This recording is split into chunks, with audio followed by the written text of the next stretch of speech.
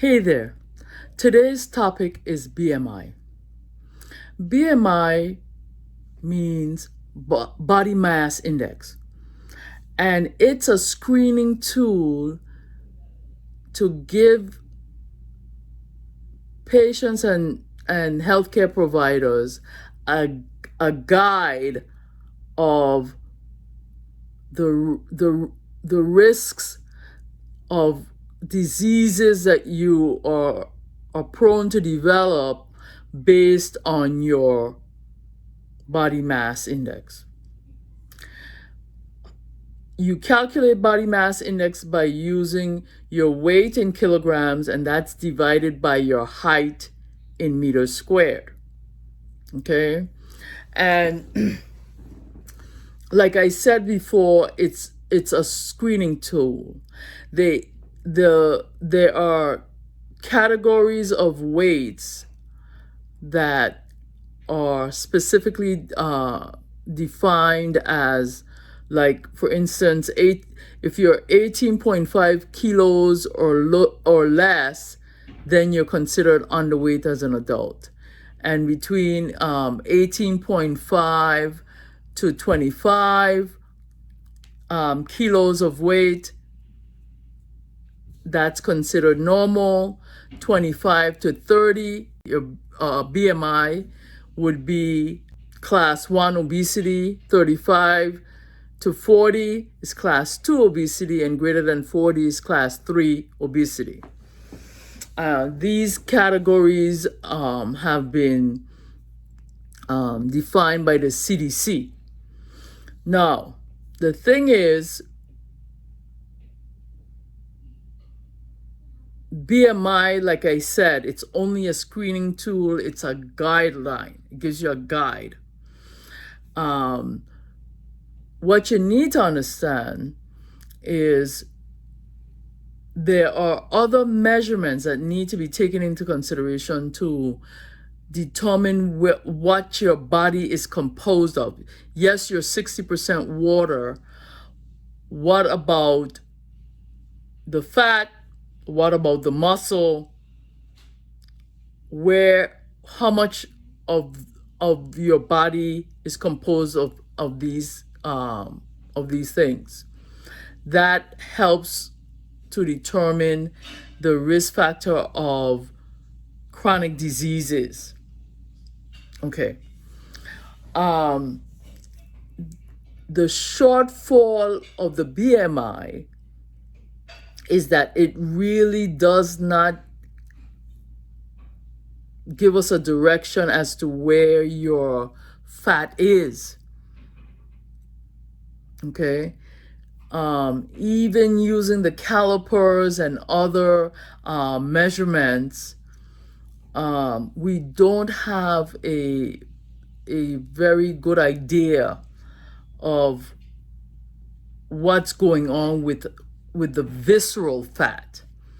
And visceral fat, what does visceral fat mean? So when we use the calipers, we pinch your skin, that gives us a measurement of subcutaneous fat. So that's fat right under the skin. Visceral fat means the fat that's deeper, fat under your belly wall, fat that's around the organs, and fat that has now infiltrated the organs. And that's called the visceral fat. Now, I want you to understand, visceral fat is linked to several diseases, several risks factor. Okay, so we do not have a tool that can give us a good measurement of this. And there's a terminology that I came across in my research that I'm going to share with you in a minute, and it's completely new to myself. I did not know about it, but it will help to clarify why it's important to understand um, the distribution of fat throughout your body. So visceral fat has been linked to the increased risk of heart disease, high cholesterol, insulin resistance, which can evolve into type 2 diabetes, and it is associated with low bone mineral disease, as well as loss of cognitive function. Cognitive function is brain function associated with, development of Alzheimer's or dementia. Okay? So the terminology that I recently came across, and I mean, I love to learn new terminologies. This word is called sarcopenia obesity. And what that means is when somebody has a normal BMI, so their BMI is between 18.5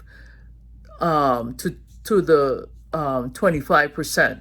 They're in that normal, healthy range. But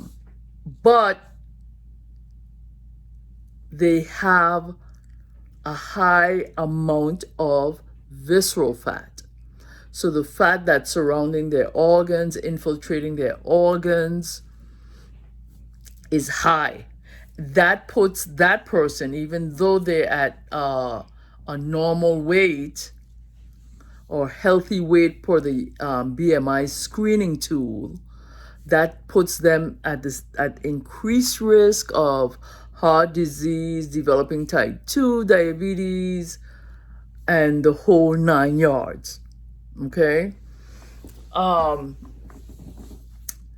What percent of your body composition is considered healthy fat? Percent body fat that's healthy for men would be anywhere between 10 and 20%. And for women, it's anywhere between 18 and 28%. Okay? So that is something that you need to keep in mind, when we talk about physical activity, using resistant band, using even low weight for weight training, 2.5 pounds, 5-pound weights, and you're developing your muscle mass, that helps you in altering your percent body fat composition. So that's where it all ties in. Okay?